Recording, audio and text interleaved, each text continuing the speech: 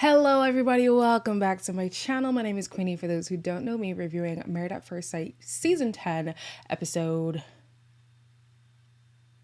27.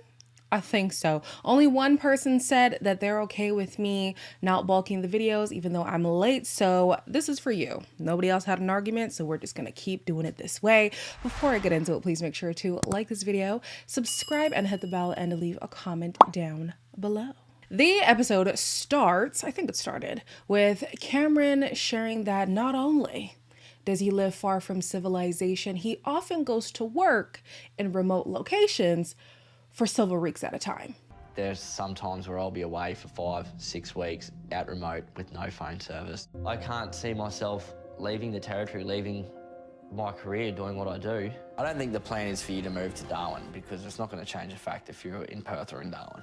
Now, Cameron, oh, I mean, it's a tough one because I almost want to be a little bit more critical because of Lyndall's situation, but there's no way he could have prepared for that. There's no way he would have known he was going to be with somebody that does have an ailment that requires her to maybe be under a little bit more health surveillance than anybody else. There's no way he could have known that. But you go to work for 5 to 6 weeks at a time in a remote location where there is no cell service. And you think we can nurture a new relationship? Really? Really? And then say I'm at home where you live and something happens to me. I can't get to the city. And then I can't get in touch with you to get me to the city. I'm like, come on, Cameron. I feel like maybe this isn't necessarily his cross to bear because that was up to the experts to, go through this with a fine-tooth comb to really see what are the logistics. Even though they might be compatible, even though they might have great chemistry, logistically, does this partnership make sense? It's looking like it doesn't. Here we have Leighton, who, for whatever reason, is allowing Bronte's delusion to permeate his mind. And now he feels like he's upset at Harrison for getting in between his marriage. He's upset at the experts for even making this challenge whatsoever. He's upset at Melinda for engaging in the challenge. He's upset at himself for allowing himself to get, he's just upset at everybody. Leighton has decided not to come back. Back where? Into this room. Were you sitting there saying, how dare she, that's not good, you deserve better? Like, that's what I'm looking at. No. That's a red, we were talking about red flags? That's a red flag. When I did not want to live with Bronte, I didn't want Harrison coming here. I didn't have your support. I didn't feel like I was supported. I would like for Leighton to explain how he feels attacked and disrespected. Because it's not as if Melinda, out of a crazy idea of her mind, decided to go and live in marital bliss with Harrison for 3 days, just out of the blue.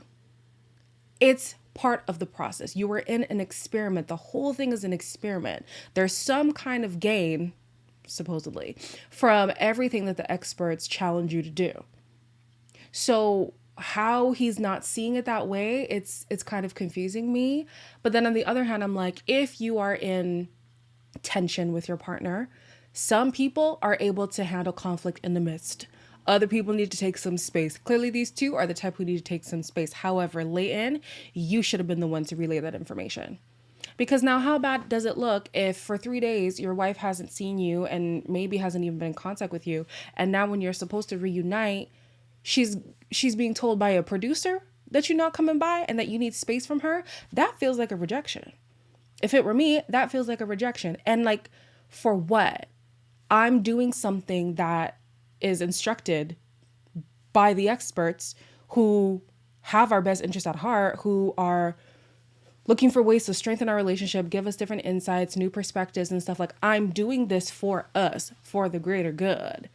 And now you're punishing me for it? For me, that wouldn't make sense to me. Alyssa also needed space from her partner. However, she went home to reconnect with her son for, I think it was just a day. Alyssa's come back in a pretty positive mindset. I was like, hooray! You know, in this experiment, you just literally don't have time to kind of sit down and hash things out for 4 hours. But I think things are still really good between us. So she's feeling better now that she's had some time with her little boy, right? I feel like every feeling that she had about being separated from her son is absolutely more than valid, beyond valid. Every feeling that she has felt in this process is valid. But I would like some more transparency in why you feel the way you feel about certain things.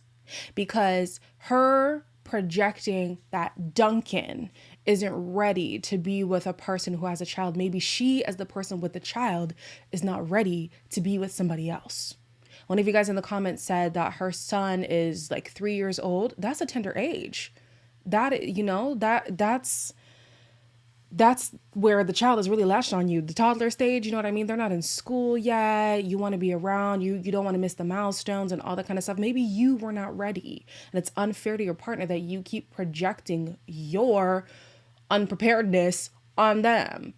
Maybe he isn't prepared, but I feel like we haven't seen a situation where Duncan has proven like, ooh, yeah, maybe this is not a situation he should go in. Like, that hasn't even happened. It's all of Alyssa's assumptions in her mind.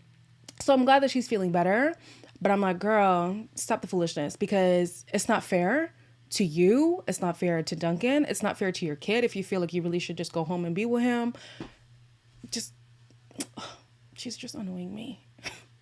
The experts have organized a guys and girls night, including everybody in the process and everybody who has been in the process. People who did not show up, though, were Jesse and Dan. I think that's it. Everybody else did show up. So Leighton, of course, is back into the full swing of things in the experiment. And Harrison is doing as Harrison does and is trying to get under his skin. I felt like I had both of you together working against me. I'm like, that's not fair. You know, I got roasted from Mel multiple times for supporting and backing you. And that's because That sounds like Mel. he just always seems to have some sort of ulterior motive and lies. I don't like when people are standing in glass houses and throwing stones. So Leighton thinks that Harrison is antagonizing him on purpose. And I'm thinking to myself, and you don't think Bronte was doing the same thing? Because really, let's lay it out here, Leighton. Harrison and Bronte have been on the brunt end of Melinda's criticism throughout this experiment. Now, you think all of a sudden, after an intervention, after the lack of an apology, after a public calling out, that Bronte is going to have your best interest at heart? You're crazy. You are crazy if you thought that Bronte was going to come to you with the best of intentions and really wanting things to work with you and Melinda, and that she's just looking out for you, calling her a gaslighter and stuff like that, when she is consistently fighting against Melinda to prove to everybody that her and Harrison are in great standing. So now it's kind of like she's trying, because Bronte was at the ladies' dinner and she was relaying how the wife swap went. And the way that she's talking about Leighton handling the situation is almost like he was hysterical about it. And even Melinda was hysterical about it. And she's trying to paint the picture as if, see, she's calling me out on my chaotic marriage, but look at them. Clearly, they're the one who are a train wreck. And he's like, I'm not moving in. Oh, shut up. So I was alone. Shut up. Yeah. He was like freaking out. Don't ever talk about my husband in a way that is not true. How would you describe me coming into your place? Oh, you were distressed when you came in. Now, I will say, Leighton was being a little bit dramatic. Leighton was being dramatic to me. He was. So I wouldn't phrase it the way that Bronte did, but he was coming to her with the dramas. Because I'm still looking at Leighton like, please make it make sense. I don't understand where the annoyance is coming. No, I understand you being annoyed. I just don't understand like the heightened emotions around it, especially since it's an expert-led experiment. So whatever. Yeah, Bronte annoys me. Bronte then was being talked to by Sandy. Sandy's been gone. Sandy missed the whole intervention that happened for Bronte, but she has been aware of Harrison's mistreatment of her, Harrison's lack of seriousness in this experiment. So she tries to call him out in front of Bronte. And Bronte, of course, is still gonna have that man's back. So you have feelings for Harrison? Totally. Yeah. I don't believe it. I've heard some things Harrison said during the experiment. And then, even then, Bronte is supporting that. It says a lot. Harrison and I have fought a lot, but we're good. The girls don't like him. They never have. I'm glad that she left, because I cannot watch this woman constantly make excuses for this man when there's just no need. There's no need. I understand, and I say this every single season of Married at First Sight that I do. Well, it depends on the franchise. Maybe you're new here, but I've been doing Married at First Sight for a little bit. I love when couples show up as a united front. I feel like it's very important. It strengthens your relationship. You don't need to let everybody in on your marriage, okay? However, at some point you need to look within and you say, okay, hold on. Am I defending my partner who has good character and is being misunderstood? Or am I justifying mistreatment? It's the latter for you, Bronte. You are justifying mistreatment in this relationship. And that's why it's not making sense to people. It's not like, oh, we just don't like Harrison and we wish you had somebody else. He literally has shown time and time again that he's not a good partner. There's a lack of respect. There's a lack of honesty. It's just too much. I hope for her sake, at the end of this experiment, she says, girl, I was just there for the money. I was just there for my 2 minutes of fame. Because if she really believed in Harrison, I fear for her. I really do. Even though Jesse and Claire decided to part ways, apparently they still speak on like a daily basis, right? So he told her she wasn't going to come. Oh God. He has a gender neutral name, so that's what's confusing me. He told her he wasn't going to attend. Right? But of course, even though Jesse is not there, the drama around the Jesse, Janelle, Adam, Claire situation is still in the air, right? Sorry, I'm trying to stop a sneeze from coming. So Claire and Adam actually cheated on each other that first week. I went back home and I sat on it, and I think there's still unfinished business between us. So many times I should have told you and I could have, and I didn't, and I was not cool. No hate, no bad blood. You're an amazing Let's woman. move on. That just shows like you as well. Now, Alyssa, there was no need for you to bring it up in that way. There was no need. This girl, like, always trying to start something. Anyways, I think for Janelle, she realized that the relationship was dead in the water. And even though it wasn't, even if the kiss wasn't a part of their story, Adam's character just isn't it. It just isn't it. And she felt the red flags from the beginning, and she let that go, and she dove into the experiment head first. But the kiss was just one of many things that proves that Adam was not going to be the person for her. I don't know if Adam's the person for anybody right now. Maybe he needs time to really sort out if he wants to be in a serious, committed, long-term relationship, because the way that he's acting and the way that he talks to people, it didn't seem like that's what he was looking for. It seemed like he was looking for a way to boost his indescribable business that we still don't know what it really is. And, well, he did get the notoriety he was looking for, so there's that. He then arrives at the guys' party and he's going at it with Harrison.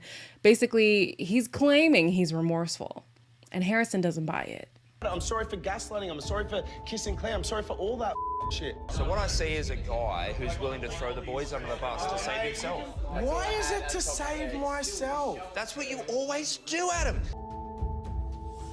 Harrison is such a trip, because wasn't Harrison on Adam's side when this was all happening? Wasn't he? And wasn't he out that night when this was all happening? And he saw, where Harrison goes on thinking that he's now going to be the person with the moral high ground is just mind-blowing to me. He really thinks like, I can't believe all you people are being these horrible people in these partnerships.